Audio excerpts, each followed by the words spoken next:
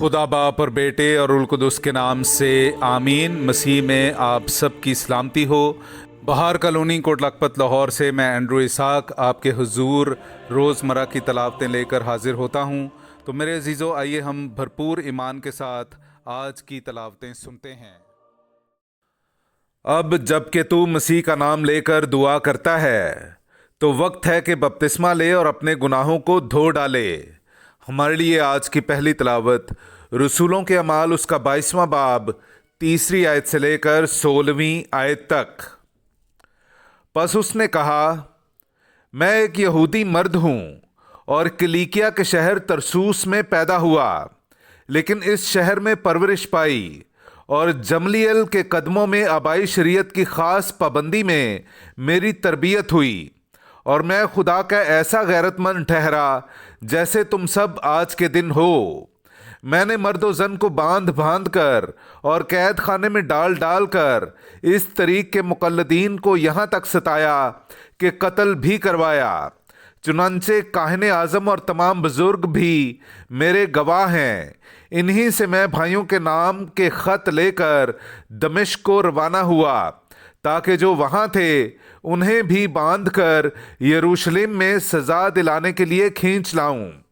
लेकिन जब मैं सफ़र करते करते दमिश्क के नज़दीक पहुँचा तो यूं हुआ कि निस्फुल इनहार के करीब यकायक एक बड़ा नूर आसमान से मेरे गिरदा गिर्द आ चमका और मैं ज़मीन पर गिर पड़ा और मुझे एक आवाज़ यूं कहते सुनाई दी कि शाऊल शाऊल, तू मुझे क्यों ईज़ा देता है। मैंने जवाब दिया कि ऐ खुदावंद, तू कौन है।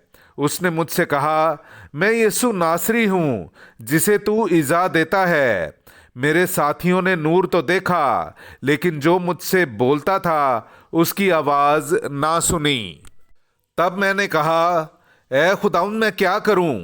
खुदावंद ने मुझसे कहा, उठ और दमिश्क में जा, वहां सब कुछ जो तुझे करना होगा तुझे बताया जाएगा।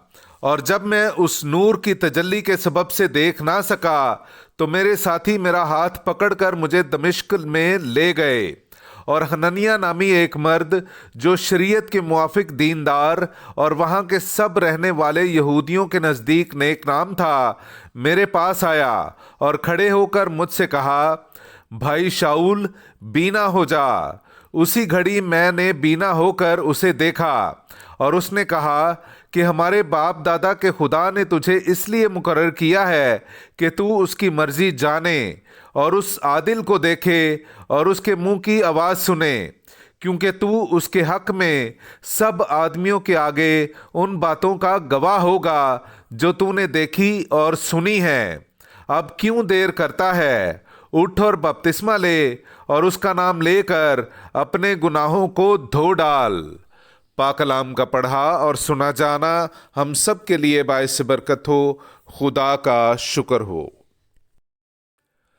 तमाम दुनिया में जाकर सारी खलकत को इंजील की मुनादी करो। मेरे अजीज़ों, आइए हम खुदावंद अपने खुदा की हम्दो तारीफ़ करें।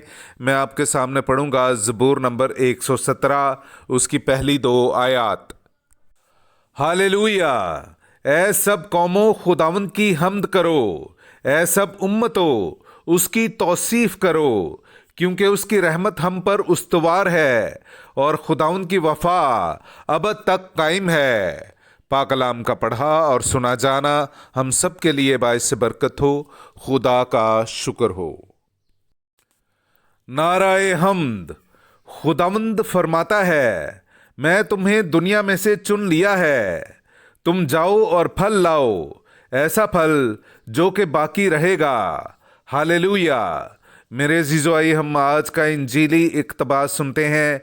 इंजील मुक़द्दस बामुताबिक मुक़द्दस मरकस उसका 16वां बाब 15वीं से 18वीं आयत तक। और उसने उनसे कहा कि तुम तमाम दुनिया में जाकर सारी खिलकत को इंजील की मुनादी करो। जो ईमान लाता और बपतिस्मा पाता है वो निजात हासिल करेगा, पर जो ईमान ना लाए वो मुजरिम ठहराया जाएगा। और जो ईमान लाएंगे उनके साथ ये निशान होंगे, वो मेरे नाम से बदरूहों को निकाल देंगे, वो नई जुबानें बोलेंगे, وہ سانپوں کو اٹھا لیں گے، اور اگر کوئی مہلک شے پئیں گے تو یہ ان کے لیے ضرر رساں نہ ہوگی۔ وہ بیماروں پر ہاتھ رکھیں گے تو وہ شفا پائیں گے۔ پاک کلام کا پڑھا اور سنا جانا ہم سب کے لیے باعث برکت ہو۔ خدا کا شکر ہو۔